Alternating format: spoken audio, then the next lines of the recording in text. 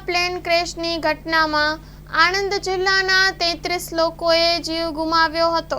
અમદાવાદથી DNA test કરાવ્યા બાદ આણંદના એક મૃતદેહને પરિવારને સોંપવામાં આવ્યો છે। આણંદ જિલ્લાના રામનગરના મહેન્દ્રભાઈ વાઘેલા પોતાની પૌત્રીને મળવા જઈ રહ્યા હતા લંડન। મહેન્દ્રભાઈ વાઘેલાનો મૃતદેહ આજે તેમના વતન રામનગર લાવવામાં આવ્યો છે।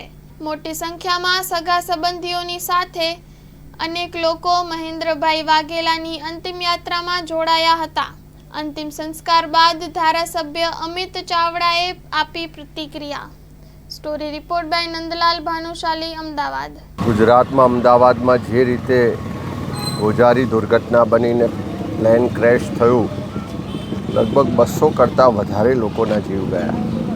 એમાં અહીં અમારા આંકલા વિધાનસભા મત વિસ્તારમાંથી રામનગર ગામમાંથી પણ મહેન્દ્રભાઈ વાઘેલા એક યુવાન, તરવૈયો યુવાન, એ પોતાની કારકિર્દી માટે ખૂબ મહેનત કરતો અને પરિવાર લંડન હોય મળવા જાય અને એવા સમયે આ મોતના મુખમાં એમને ધકેલાવવું પડ્યું છે।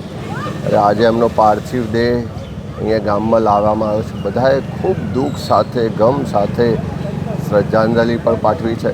અને આપ સૌ જોઈ શકો છો કે સમગ્ર ગામ ને સમગ્ર વિસ્તાર આજે દુઃખમાં છે। ને જે પણ મૃતકો છે બધાના પરિવારજનો પણ ના સહન કરી શકાય એવું આફત આવી છે, દુઃખ આવ્યું છે। અને પરમાત્માને પ્રાર્થના કરીએ કે દરેક પરિવારને આ દુઃખ સહન કરવાની શક્તિ આપે। સાથે સાથે સરકારને પણ વિનંતી કરું છું કે હજુ પણ પરિવારો પાર્થિવ દેહની રાહ જોઈ રહ્યા છે।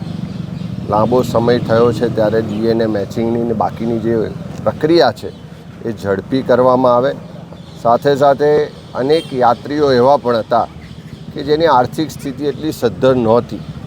ત્યારે રાજ્ય સરકાર અને કેન્દ્ર સરકાર બંનેને વિનંતી કરીએ છીએ કે આવો ગોઝારો અકસ્માત દુર્ઘટના બની હોય, અનેક લોકોના જીવ ગયા હોય, તપાસ તો થશે કે કોની ક્ષતિ હતી કે શું થયું, પણ રાજ્ય અને કેન્દ્ર સરકાર બંને આ જે પણ મૃતકો છે, ઘાયલો છે, એમના માટે આર્થિક સહાય આપે।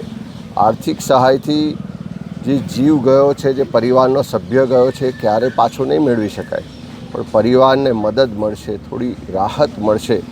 જે રીતે એરલાઇન્સ કંપનીએ આર્થિક મદદની જાહેરાત કરી છે એવી રાજ્ય સરકાર અને કેન્દ્ર સરકાર પણ આર્થિક મદદ જાહેર કરે। એક પરિવારને 1 કરોડ રૂપિયા, જે પણ મૃતક છે એને 1 કરોડ રૂપિયાની સહાય રાજ્ય અને કેન્દ્ર સરકાર ભેગા મળીને આપે એવી અમે સરકાર પાસે વિનંતી પણ કરીએ છીએ।